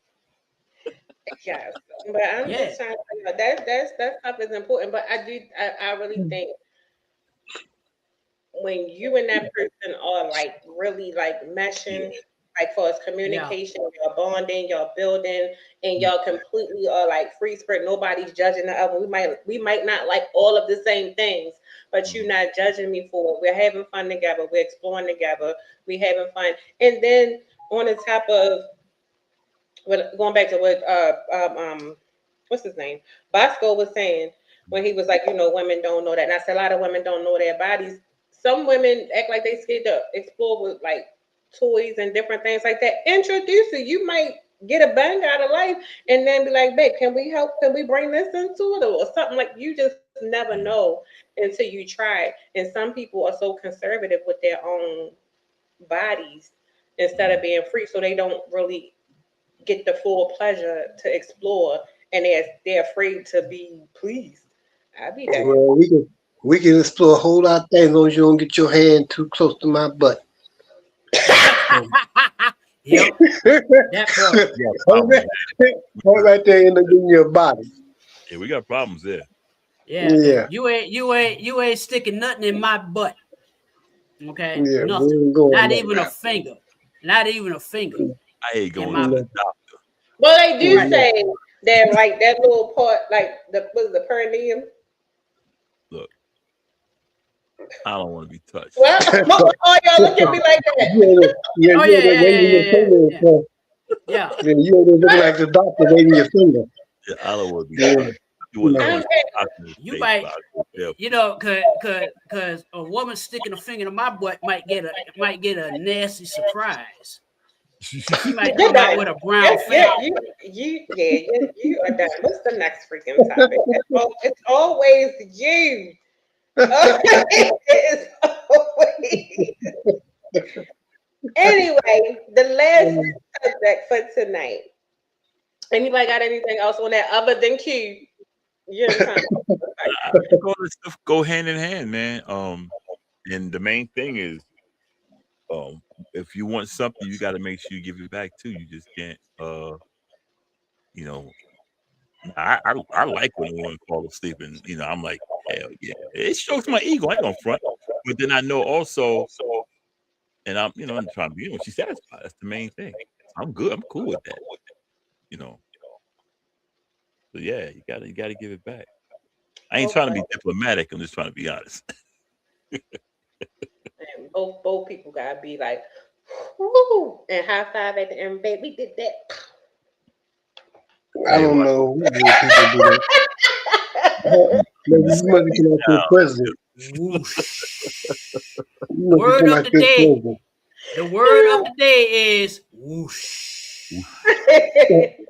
You know what? You know how you can figure it out? Wait a minute, hold up. Go watch the court commercials. No, all right? Jude said, she adding her 2 cents. See, this is why I need my friend up here. Hey, See, Jude, you need to watch your mouth. She said, because y'all was up here trying to be all Obama-ish. She said, I heard people, the men. She said, I heard people, parentheses, the men with a Z, be trying to get their booty. I heard that thing. See, Jude is Some of them dudes do. Try to get them started. That's all that is. Some of them dudes do. Look, I don't like when toilet water hits my butt. Exactly. Okay. I get nervous when I'm on that toilet and that thing splashes and the water comes up and hits me in the butt. I'm like, oh my God. Look here. Nobody like that. We stood on the seat so the water didn't touch. Yeah. That's why I will never get a bidet. I will never get a bidet. Being a cancer patient, they got to check me out, and I ain't done nothing because I've been good. But as soon as my PSA go a little bit, you got to have a biopsy, right? I'm like, damn, man. So that's another reason why I'm glad I'm cancer free. You looking at that nervous Because be the doctor, he'd be like, what we got to do, right? I'm like, man. They got those scanners. Yeah. All right. Y'all ready for the last one? Let's go. Because all right, now I don't want no political. I want y'all to be completely honest. All right. So we're going to discuss what causes relationships to fail. Y'all know I got a little search thing. Relationships typically fail when partners drift into toxic dynamics, struggle to communicate, or lose sight of their emotional connection. While every breakup is unique, they generally stem from a few core underlying issues, such as poor communications. Partners may stop actively listening or default to the demand withdrawal pattern, where one person nags and the other emotionally pulls away. The 4 horsemen. Relationship expert Dr. John Gottman identifies 4 toxic behaviors that erode relationships: criticism, contempt, like looking down on your partner, defensiveness, and stonewalling, withdrawing completely. 3, uncommunicated expectations, which is like assuming your partner should just know. What you need often leads to unexpressed disappointment, frustration, and eventually resentment. And then lastly, loss of connections. When couples stop prioritizing quality time and emotional intimacy, they can easily shift from being romantic partners to mere roommates. And then, I'm not done. 4, taking each other for granted. An effort and appreciation that's characterized the beginning of the relationship fade, causing one or both partners to feel undervalued or taken for granted. Lastly, trust issues and insecurity. Trust can erode not just through infidelity, but through consistent emotional unreliability or dishonesty. Let's go, Bosco. Come off of mute. I was gonna say, basically that right there broke it down. But I think, in my experience, my breakups has been kind of like a little different than what you read, though. Like my breakups has been because they thought I was this street guy, and they found that I wasn't. I mean, I can get ruthless or whatever like that, but they found out I was. I mean, and I'm not I'm not bragging on myself. I'm really not. That's why I like to always refer to my my daughter's mom, because she'll back it up. Because she said, "Yeah, I was a traditional man. Hold the door for people. If it's raining, I put my jacket on. I did all that stuff. And the women I was with, they cheated on me because I wasn't that guy, and they told me. And that's how my breakups have been, for real. It's never been about me yelling at them or us disagreeing. It's never been nothing like that. It's always been because I wasn't that street guy they thought I was. Now, if something went down, I threw my hands, but they wanted me to be the rah-rah type of guy. Like, I should act the way I dress, the baggy pants, and the big. I should act the way I dressed, but it wasn't me. And that's why when I met my daughter's moms, I regretted that relationship because I didn't give her that attention. And I was like, dang, I say I lost a good one with that one. So, but everything that list covered, basically, I think attention is the main thing. But we all have different reasons, but I think attention is the main thing, because you don't get that attention. I think it's still wrong to walk out on somebody and cheat on them. If it's like that, and then I also, that's why I say attention is first, but like communication, like it's like right after, like 1 and 1A. Because if you're not getting attention, you should tell your partner, "Hey, I feel neglected," whether you're male or female. And if you guys not communicating that way, one of them is going to step. Yeah. So I think communication and listen, I think those two go hand in hand. One is not stronger than the other. They go hand in hand. Yeah. I think I agree with the I agree with the list too. I agree with you definitely when communication and stuff break, but also like I said, I've been cheated on. My thing be with that is, if you're not happy, just leave. You don't have to cheat on somebody. If you want something else and it's not working, just go ahead and go. But I think it also fails because people get so complacent with you, but they want to do other stuff. And then a part of that, people don't understand, when you start cheating or seeking outside of your relationship, Mm-hmm. and you thinking your person don't know, they do, because your behavior pattern change. Things about you change. You become distant in a lot of areas, whether it's attention, whether it's in compliments, whether it's in just time, because you're giving your time and your attention to somebody else. So it starts to change a whole dynamic. So now the person who you're with, their needs aren't being met. Mm-hmm. So then that creates, I think that's what starts like the whole distance thing. But for people who stay, and then like we've talked about it before, like you have some people that's like in these long-term relationships or married, but they may not have any intimacy. They're just like existing, like how the article said about like just becoming roommates. But it's just that you have the ability to say, "Hey, I'm with this person," or this is and the third, but you're not happy, and then it's no way to bridge it, because there is a breakdown in communication, whereas though nobody's being heard and nobody wants to take accountability for the part that they play and where the breakdown comes in. So you never really get that back. So I think that's just like where that starts to go.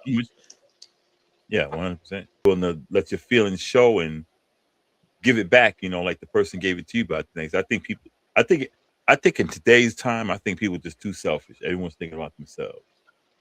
Because all I see, like I watch a lot of podcasts, and all I see, and me and you talked about this today, how people just say what they don't want. I don't want this, but they don't say, we like, well, what do you want? I want to hear what you want. Because we all don't want the same thing. We all don't want someone who cheats. We don't want people who can't. We all don't want that. That's the basics. What do you want? You want that we could talk about that I can give you, and I'll tell you what I want.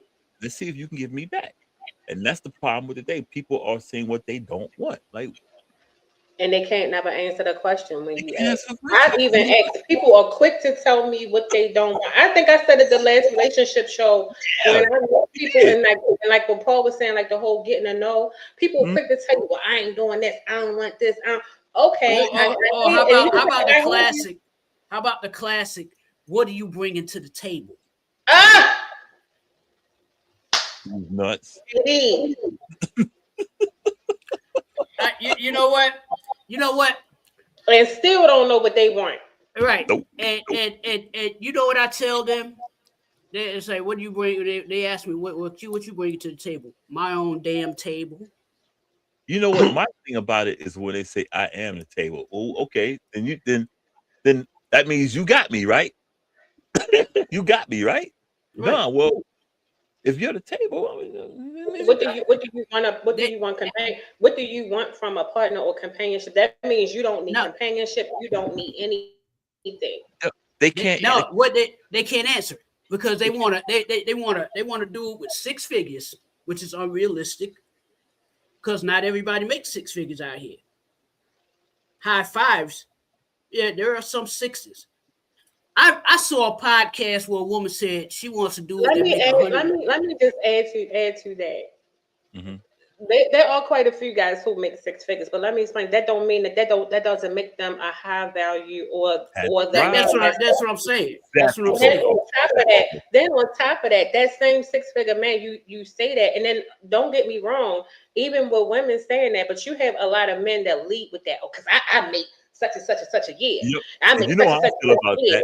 And I'm like, okay, but then those same men will start telling you about all of their money problems, all that stuff. So people can make the money, but that don't mean they financially responsible. That don't mean that they got it. That don't mean that they got the same problems as somebody that make 50,000 or 55 or 60,000, 80,000. The same freaking issues, but it sounds good. But my thing is this: because you got 6-figure bills, and you got 6-figure problems. You know something, Coco? Also, like I can't define a high value woman because I'm not a woman, of course. But I can define a high value man. A high value man doesn't have to make 6. You know what a high value man is? That's that man who goes out there every day, works 8, 10, 12 hours a day. When he come home, he know he got to get up at 5 in the morning. He's gonna get up on the weekend. He know he has to cut the grass. He know he has to do this. He know he has to do that. That's the high value because you know why? That woman doesn't have to say. She doesn't have to worry about it. She know when he walk in that door, he got the bacon. All she got to do is cry. And you know, you're a woman, so you know the high value woman. But see, people think the high value man is this guy with all this money. But this guy, if you notice, the ones with all this money, they get divorced too. And plus, on top of that, if a man leads with money, he's gonna lose. Don't be surprised when gold diggers come around. Yes, and it's his fault. If a woman leads with her body, don't get mad when the man treats you like a hoe. Bottom line. The woman dating men, say the men who I've dated, the men that I've dated that might have made less. Like let's say I dated guys who were like 6. I'm gonna tell you, most of them were open about having a lot of women. They were dating everybody. They were spreading it all around, right? The guys who I've dealt with that might have made less money were more attentive. Yeah. I had more fun with. We could have better conversations with. It wasn't like a competition. It wasn't superficial. Yeah. We had conversations of substance. And I'm telling you, and those men had goals. They had ambition. They had drive. They was doing that. They was doing the damn thing. They were more secure with not only within themselves, but within their careers than most of the guys who were making the 6-figure salaries. Coco, my daughter's mother, once you talk to, she's working at Wendy's. She was making, I think it was like maybe $7.25 at the time. I got her from Wendy's. Wanted to be the best woman I ever met in my life. She worked at Wendy's, just a high school diploma. That's it. Now, almost 20 years later, she's like one of the top up there in the hospital. I know Yeah. that's right. Hell yeah. That's why I brag about it all the time. I brag about it all the time. I tell people don't sleep on somebody because you think they might not. Because that same person who you look down on, And you, she was high pass value. them, you pass them over because they had all of these other beautiful qualities, Mhm. but because of that, and then when you see them a year probably so later, and then they now they with somebody, this person completely, and now you sitting there, you hating, you mad. That's why I said I regret her because she was high value. She worked like I worked. Well, I worked like 12 hours a day, but she worked 8 hours a day.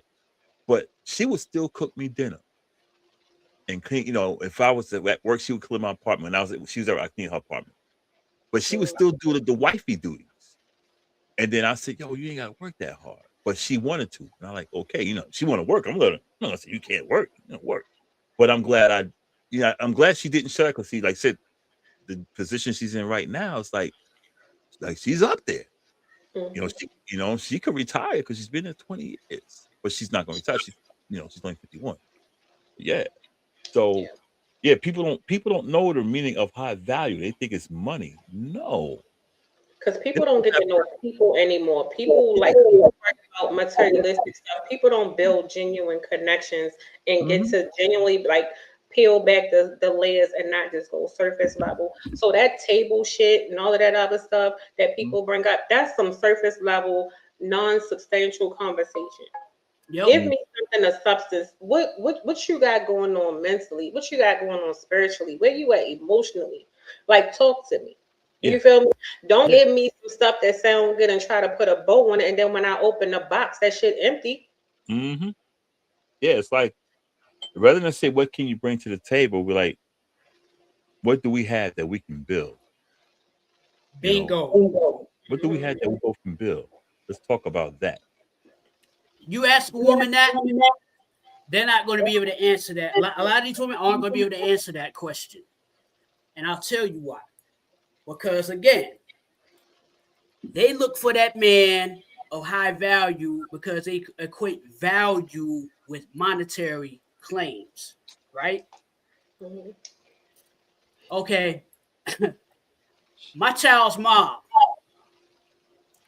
even though I hate her guts to this day, because me and her, we just don't get along, and it bled out on my daughter, and my daughter hates my guts, but I don't care. I met her at a convenience store. She was working behind the counter at a convenience store. What turned me on to her, I'm a short white girl, and I like short women. I'm real, because I was like, yeah, it makes me feel like I'm, manly. Like, why do we always do that at the end of the show? Because we do not have time for your shenanigans. What? So, J-Bear? Guys, we do it all the time. I know. But sorry, go ahead. We were great. This show's a recording, J-Bear. It's not live. We were great. Like my child's mom and I were great at first, but she thought I cheated on her when another woman brought me home. Because at that time, me and the other woman was working at the same job at Time Warner in Charlotte, and I didn't have a car at that point. So she brought me home. She knew some of the same people I knew, so we were sitting outside the car talking, and then she peeps through the blind. My child's mom was peeping through the blinds and all that. She's accused me of cheating. I was like, no, I know that chick because she knows blah, blah, blah, this, that, and the third. We were talking about people that we knew. And I was like, yeah, you know Johnny? Yeah, I know Johnny. He owes me $20. If you see Johnny, tell him to bust him in the mouth if he don't pay me my $20 type deal. She was like, no, you out there cheating and blah, blah, blah. I was like, no, I wasn't. So when the breakdown happened, when I tried to talk to her, she was sitting in a chair. I kneeled down, was talking to her. She was upset, which I know you should never talk to a woman when she's upset because she's sitting in emotions. Give her time to calm down so you can talk rationally to her. She ends up kicking me, right? Like taking her foot and mushing me away. Okay, I'll walk away. Tried to come back 5 minutes later. Listen, I need to talk to you. And I went down there again. She mushed me again. I picked up the chair she was sitting in. a recliner. How you know how heavy recliners are, and I threw it up against the wall with her in it. What? Yeah, Oh, yeah. why you do I that? threw. I picked up the recliner with her in it and threw it up against the wall because that's how mad she made me by kicking me. Right? Oh, Because the second time she did that was when I did that. Now, that's when we broke up and she started, weaponizing my child against me, and that's why me and my child don't have a relationship now. So, that's when I was on that whole I was a lot angrier back then than I am now. I'm a lot calmer now, even though it doesn't seem that way. Because I was mean to everybody back in my 20s. I was mean. I got a friend now that's in Chicago that I used to work with. She'll tell you, say, yo, Q was mean. Q used to make me cry. And she told me, you used to make me cry. I was like, why? Why were you crying? She's like, you're just so mean. I was like, my bad. My bad. Why are you crying? You're just so mean. No, I was closed off. I wouldn't let nobody in. I'm still stuck on you threw her in the chair. Huh? You threw her in. No, she was already sitting in the chair. I picked up the chair with her in it and threw it up against the wall with her in it. Is she okay? Yeah, she fine. Just scared the daylights out of her. It scared the daylights out of her. You and the chair going into the. Huh? That's a lot. That's something that I never want to experience ever again in my life. I ain't gonna hold you. Now that I'm older, do I feel bad about what I did? No, because she shouldn't have kicked me. But where she kick you at? In your balls or something? No, in my chest. She took her foot and mushed me twice.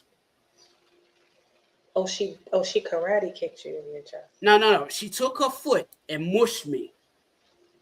It was a mush. Like, get away from me. Type. You know what I'm saying? Yeah. Yeah. Yeah. Well, I mean, nobody should be putting their hands on anybody anyway. Right. But that part, I warned her, don't do that again. She did it again. She saw the repercussions. Do I regret what I did? Nope. Do I feel sorry for what I did? Nope. And she was pregnant with my daughter at that time.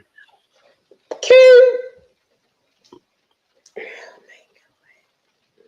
Okay. I told you, when I get angry, I go into a very dark place, right? That's why even my aunt knows that about me. That if my family would tell you, don't make him mad because Q is crazy. Q. Bosco even knows about that incident with Jason Lerner. Bosco, what happened with Jason? Well, Bosco acting like he on mute and don't hear nothing. Like, Bosco had a problem with Jason Lerner. Bosco straightened Jason Lerner out before I did. Who is Jason Lerner? Jason Lerner is this Giants fan out in Arizona. He likes to run his mouth about people that he really doesn't know. Mm. And he's some fat, pudgy ass white boy. And he's scared of black people. Because, they ain't really a whole lot of black people in Arizona anyway. Right? He's scared of black people. And pause. We went completely off because you were off camera. I'm sorry. Can we let Paul go real quick and then get back? Yeah. Paul, give her your thoughts on why relationships fail. I'm so sorry. Oh, well, I'm just going to give you this right here. You can go ahead back to what y'all was talking about. It was a song back in the day called The Same Thing It Took to Get Your Baby. It's going to take the same thing to keep them. Mm-hmm. That's why relationships fail, because people stop doing the things that got them to where they at. like you said about some of the stuff you was reading about the contentment and all that stuff. A whole lot of all that comes in there from not doing what you did to get to where you was at. And it just eventually the other person just gets tired of it. Yeah. They don't want to be reaching for you and you turning away from them or whatever. You just know. Like I said earlier, I think I'm echoing now. Yeah. Yeah. You just can't take people for granted. You can't take your relationships for granted. Can I ask y'all a question? Yes. I know See, we only got like 5 minutes left, but this is just a question that popped in my head when you said that. So something that I don't Bosco must have stopped away, but we talked about it. We've talked about this before. So something that happens now is the whole when people want you to I want to use the term chase, but pursue more so than the other one. Like when someone is waiting for somebody else to talk first or call first or speak first or and do all of that. How do y'all feel about that when it comes to that? Or do you just feel me personally, I'm asking that because I'm like certain things may not be intentional or when it becomes like a tit for tat or I call you the most you don't call me enough. If you want to talk to me, call me. And then you never know what somebody got going on with their job, but whatever. It just may not be that they don't want to call you. They just might be handling it. But if you want to talk to the person, just reach out. Do it matter? well, I mean, like, do it really matter? Like, who called, who reached out to who called, who more? Why is that like a thing? You might not want that person to think that damn, this son gonna call me all the damn time and I can't even breathe. So that I mean you gotta have some balance there. It's all right, I might call you today or text you later on or call you tomorrow as well.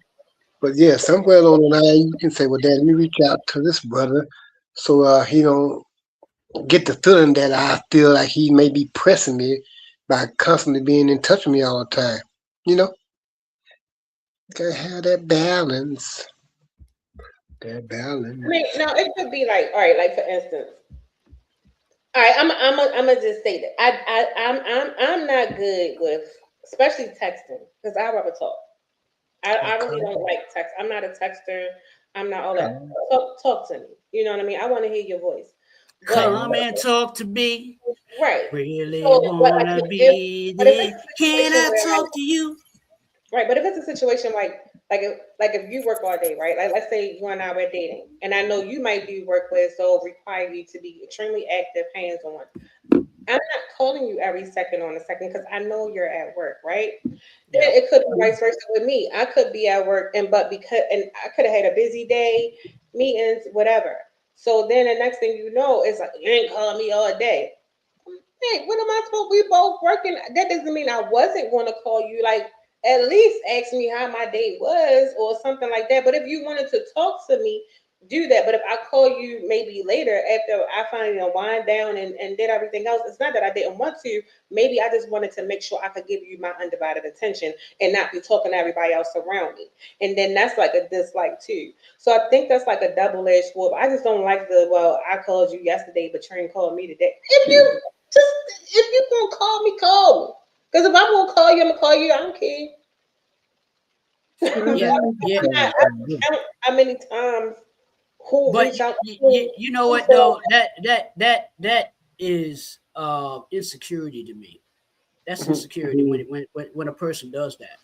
That you didn't call me. You didn't call. Hell, I'm busy. Yeah. I get at you when I get at you.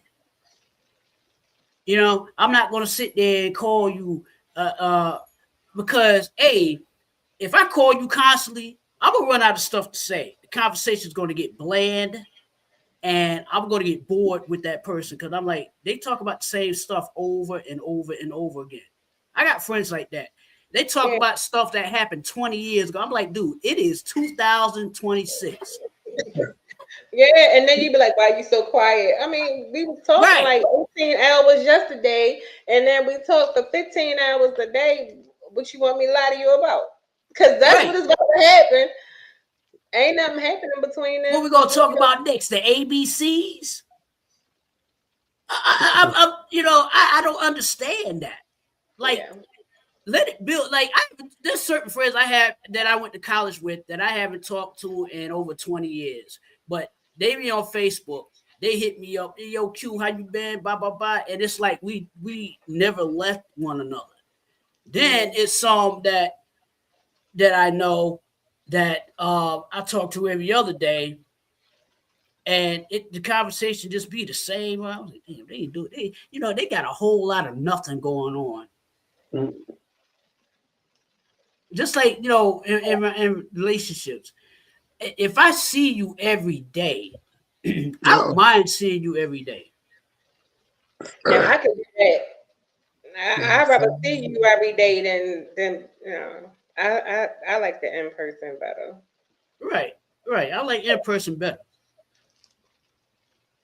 I can get on your nerves in person and be playful. Get on their nerves. I already know I get on somebody there because I play too much. I already know. I'm gonna definitely get on your nerves. I'm gonna be irky. I already know it. But anywho, that's the show for tonight.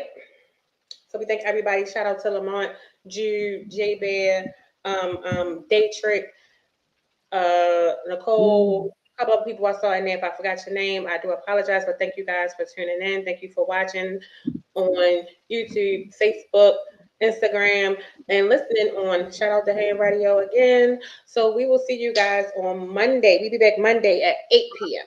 So thank you guys again. We love you. Good night. Next in 5, baby.